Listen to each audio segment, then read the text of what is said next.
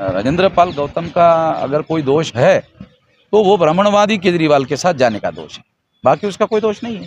केजरीवाल बहुत प्रगतिशील आदमी है, बहुत क्रांतिकारी आदमी है, इसलिए राजेंद्र पाल गौतम उनके साथ गए हैं, ऐसा नहीं है। केजरीवाल की विचारधारा और बीजेपी की विचारधारा एक ही है। राजेंद्र पाल गौतम ने अपने से मान लिया कि केजरीवाल क्रांतिकारी है, मगर वो है नहीं। इससे ये बात प्रमाणित हो गई कि केजरीवाल ने इनका इस्तीफा स्वीकार किया, बाकी लोगों का नहीं किया। इस एक्शन से ये प्रूव हो गया कि केजरीवाल जी जिस विचारधारा को मानते हैं उसके हिसाब से उन्हें इस्तीफा लिया, मगर राजेंद्र पाल गौतम जी ने मिसअंडरस्टैंडिंग अपना कर लिया कि अरे यार केजरीवाल तो क्रांतिकारी आदमी है, उनके साथ जाना चाहिए। ये गलती केजरीवाल की नहीं है, ये गलती राजेंद्र पाल जी की है।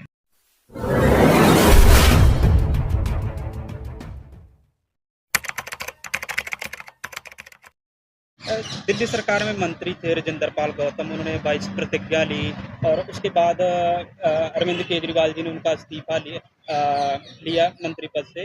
और भाजपा ने आरोप लगाया है कि 22 प्रतिज्ञा के जरिए हिंदू देवी देवताओं और उनके धर्म का अपमान किया है। इस तरह नहीं, मौलिक बात तो ये है कि 26 जनवरी 1950 को संविधान लागू हुआ और 14 अक्टूबर 1956 को संविधान लागू होने के 6 साल के दरमियान बाबा साहब अम्बेडकर ने ये 22 प्रतिज्ञाएं कही। तो उस समय तो कोई इस तरह का आरोप उनके ऊपर नहीं लगाया गया कि उन्होंने हिंदू देवी देवताओं का अपमान किया या उन्होंने गाली गलौज करने का काम किया।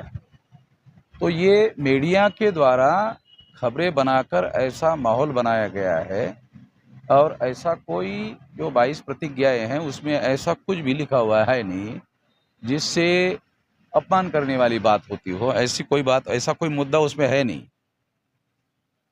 मुद्दा सर ये है कि और सिसोदिया जी है, उनका इस्तीफा नहीं लिया, सत्येंद्र जैन का इस्तीफा नहीं लिया, इनका इस्तीफा क्यों मंजूर कर दिया, जबकि उन पे आरोप ज्यादा लगे हुए हैं सर।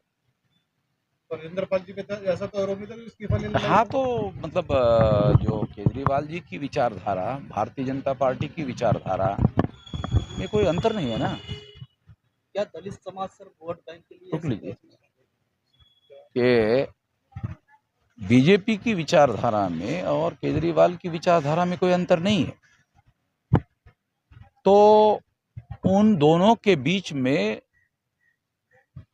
कंपटीशन है कि कौन राम भक्त लोगों को, ब्राह्मणवादी लोगों को, ब्राह्मणवाद के प्रभाव में आए हुए गुमराह लोगों को अपने साथ रख सकता है। अगर राजेंद्र पाल गौतम का अगर कोई दोष है तो वो ब्राह्मणवादी केजरीवाल के साथ जाने का दोष है, बाकी उसका कोई दोष नहीं है। मतलब वो जो कॉन्ट्रडिक्शन है, राजेंद्र पाल गौतम उस कॉन्ट्रडिक्शन से शिकार है, क्योंकि केजरीवाल बहुत प्रगतिशील आदमी है, बहुत क्रांतिकारी आदमी है, इसलिए राजेंद्र पाल गौतम उनके साथ गए हैं, ऐसा नहीं है। केजरीवाल की विचारधारा और बीजेपी की विचारधारा एक ही है और उसमें राजेंद्र पाल गौतम घुस गए। ये कॉन्ट्रडिक्शन है, उस कॉन्ट्रडिक्शन के राजेंद्र पाल गौतम शिकार हो गए। राजेंद्र पाल गौतम ने अपने से मान लिया कि केजरीवाल क्रांतिकारी है, मगर वो है नहीं। इससे ये बात प्रमाणित हो गई कि केजरीवाल ने इनका इस्तीफा स्वीकार किया, बाकी लोगों का नहीं किया। इस एक्शन से ये प्रूव हो गया कि केजरीवाल जी जिस विचारधारा को मानते हैं उसके हिसाब से उन्हें इस्तीफा लिया, मगर राजेंद्र पाल गौतम जी ने मिसअंडरस्टैंडिंग अपना कर लिया कि अरे यार केजरीवाल तो क्रांतिकारी आदमी है, उनके साथ जाना चाहिए। ये गलती केजरीवाल की नहीं है, ये गलती राजेंद्र पाल जी की है। तो कहीं ना कहीं दोषी मानने से बीजेपी और आप में कोई फर्क नहीं रह गया सर? है ही नहीं ना, है ही नहीं, फर्क है ही नहीं। ये फर्क है तो फिर हम ही चले जाते। अगर फर्क होता तो चुनाव में फर्क पड़ेगा सर इससे?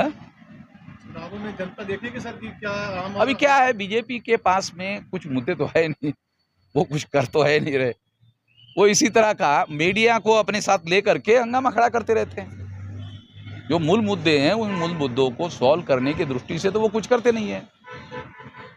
और नरेंद्र मोदी जी 2024 के लिए अलग अलग मंदिरों में जाकर अपना भजन कीर्तन करने का काम कर रहे हैं, या उनके लिए करोड़ों रुपए जो है जनता के टैक्स के वो दे करके मंदिरों का वो करने का काम कर रहे हैं।